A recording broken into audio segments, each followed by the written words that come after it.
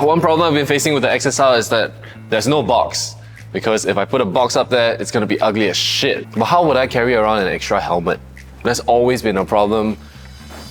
Existing options on the market don't really fit my need. We all got bags like this when we buy a helmet, even from a nice brand like Climb. It holds it well enough, but this little string always cuts into your flesh, and when you're trying to carry it, it's not the best option. Sometimes you have things that are of better quality like this, but this Trax one is also falling apart. These I really like, but the thing is, it still looks like a helmet bag, and you pretty much just use it for a helmet. And then, if you're feeling rich, you get one of these bad boys, which is basically what you would bring your track helmet on, or what you would use to bring your helmet overseas. Put it inside with like your gloves and stuff, ample storage space. But I'm not gonna be carrying this around, especially when there's no helmet inside. So what can I do? I've been thinking about it for a long time, and I think, as someone who rides this daily, to have a bag that can bring an extra helmet along, and still, you know, when you get to the location, you can lock the helmet onto the bike, and you can still use this bag to carry stuff. Or if, you know, when the bag is empty, it'll still fall pretty close to your skin, doesn't really get in the way, and you can use it to carry other things. That would be the best solution. So we've been trying to come up with a bag that can fit my needs and hopefully all the needs of you guys who are also, you know, boxless like me. So the first step is to source a prototype bag that can fit a full face helmet. This is the bag that I've been using for prototyping, and it fits a full face modular helmet easily with no problems. So now that I have the size needed for the bag, I have to figure out the ergonomics, which mainly would be the straps. When you're carrying it, it's not very comfortable. This digs into your skin. Also, this strap is way too thin. So these are the things that we're gonna try solving today to get the ultimate helmet bag for street riding. Okay, I have a plan in mind, but first up, we gotta remove the original hardware. I think I'm just gonna cut. We have actually been thinking about developing the best helmet bag that you can use for city riding for the longest time. It's just that it takes a lot to develop a bag as compared to everything else that we've been doing. Using it for an entire year so that we can figure out what are some of the quirks and some of the things that we would look for, especially when we're riding without a box. Okay, these handles have been very useful. I'm just gonna keep them on for now because when I'm not slinging it on or I just wanna hold something, and even like if you wear it through as a tote bag, it's perfectly fine. So, okay, my plan, instead of this thin strap, I'm going to be using a guitar strap because this has been what I've been using, and this is comfortable for me to hold a guitar, which is heavier than a helmet. So we're going to put this on as a strap for this bag. And another thing that I want to add to the bag would be hardware, specifically this Cobra buckle. It's quick release and quick attachment. I need to get rid of these because right now the hardware that I got, the Cobra buckle, is way too small. The power it connects is too small. So I'm just gonna use leather as an adapter. God, this leather is soft. Okay, so I have a strap here that I made in the past. So it's a lot more comfortable when this part, this bigger part, is the one against your body. It actually pushes the fabric against your skin instead of having the metal part against your skin. So there will be a piece of leather that attaches this thing over here. You see what I'm trying to do? So what I need to do is to have a piece of scrap leather like this. I'll need to fashion something to link the two of these together. It's a 5 cm strap, 3.8, let's say 3.7 with tolerance. To give some space for tolerance, one side will be 4.8, the other side will be 3.6. So what it would look like, what would it look like? By the way, these are all just rough sketches to kind of get the idea across. But I can't do it like this because then the joining point of this piece of leather would be here, which will be wrapping around this thing, which is a stress point, so that can't happen. How would that work? Oh my god. Let me just get a strip. I need this point to join. So let's say we have a space of 4 centimeters. Cut that in, is 3.6. And this would be 4.8. Again, this is a case of you never try, you never know. I gotta.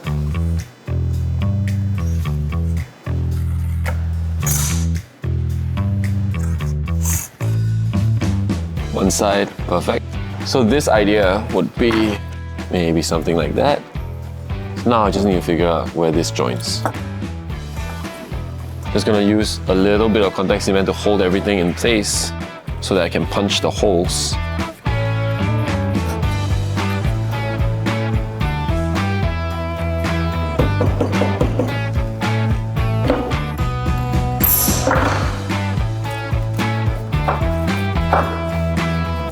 Yeah. There we go.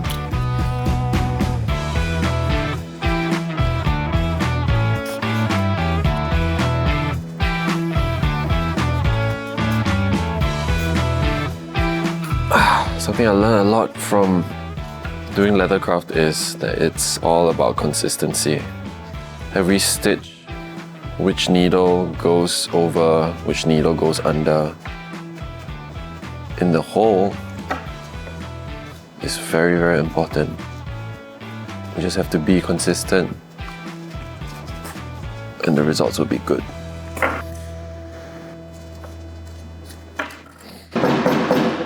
Yeah, that's okay. On to the other one.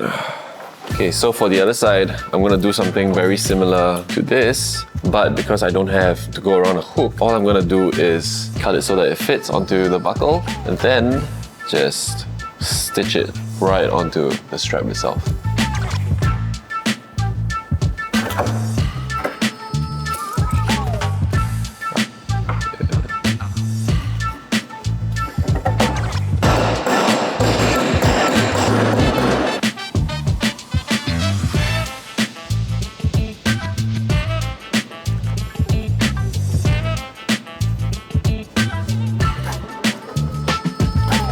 I wish I still had my stitching pony, so I have something to help me hold the work while I'm stitching, but you don't need all the fancy tools to work on something.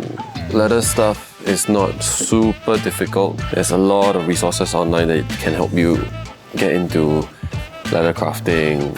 If you just want to customize little things on your own, it's a good skill to have. Finally, what I have to make would be a piece of leather that will attach, that will sew onto here, that would attach this piece onto the bag itself. Now, from using helmet bags for the past maybe 3 years or so, what I've come to realize is that this is actually a common failure point for a lot of helmet bags.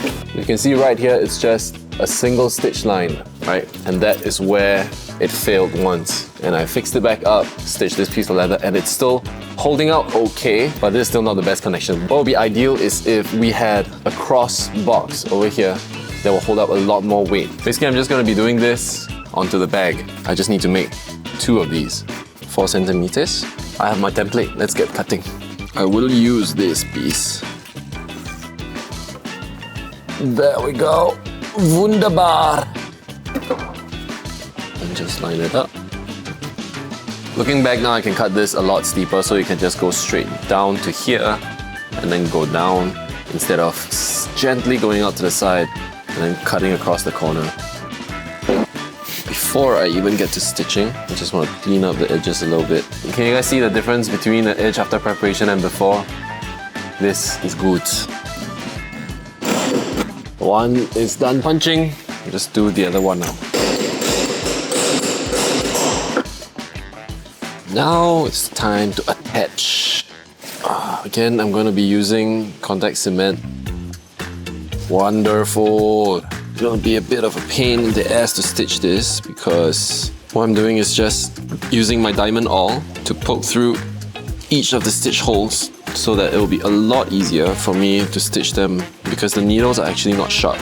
So leathercraft actually is all about the prep work and stitching is actually the easiest part. So the next stitch skips over this thing. There we go. And we are through. Just like that. We're through.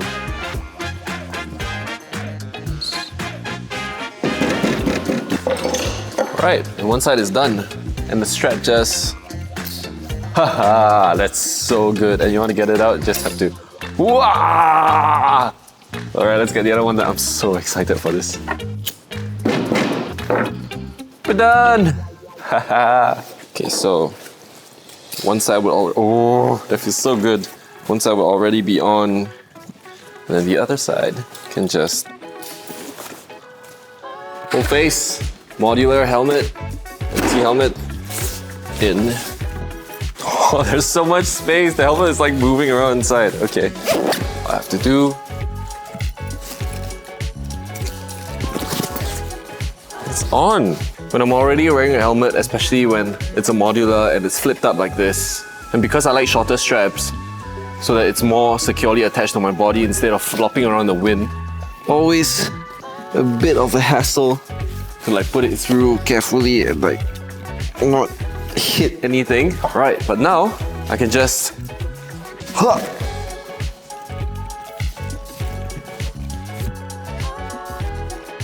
oh, this is awesome, dude. Let's take it out for a ride to see how it feels when there's wind. Oh my god, the bag feels good. Everything is working so well. The strap is really comfortable, it's thick and it's feels good.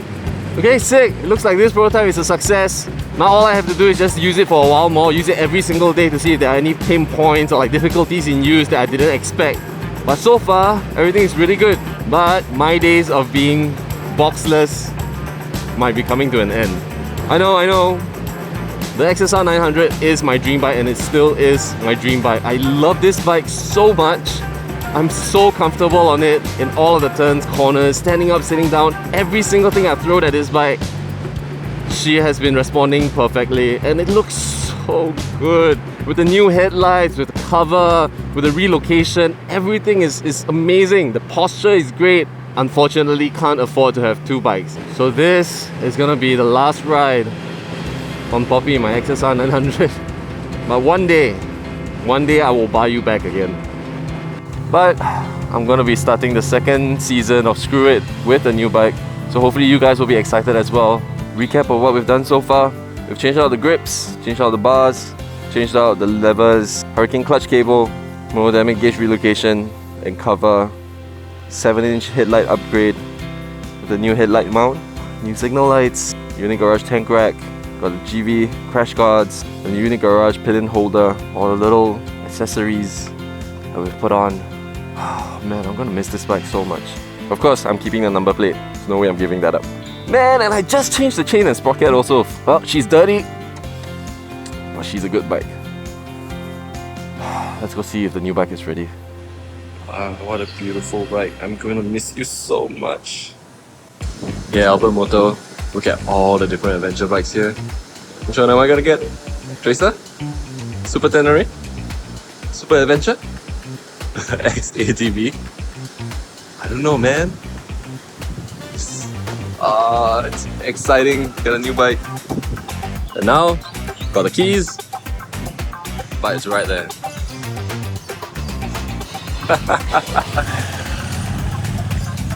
My friend, I'm gonna miss you so much. Anyone who wants to take over this absolute beauty of a bike, she's here at Albert Moto. Only condition, please take good care of her, because I'm gonna miss that bike. Bye. See you. Can you fit a full face helmet? That's awesome. Let's start.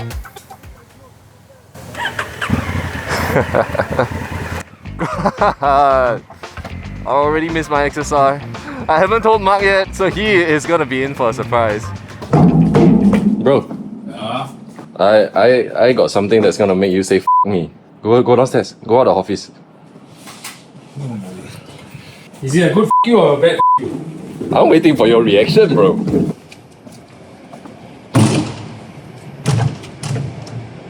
No. Yes, I did it. We have 4 333 Africa twins now, bro. Yeah! It's done! Welcome to the club, bro. Yeah! Okay, now we have a new bike. I hope you guys are as excited as I am for the next season of Screw It. And if you guys haven't had enough of the XSR900, let us know in the comments below. Who knows, maybe suddenly I strike the lottery and I buy it back. Let us know. With that, I'm Jake. We'll see you on the road. Oh my god, what the f?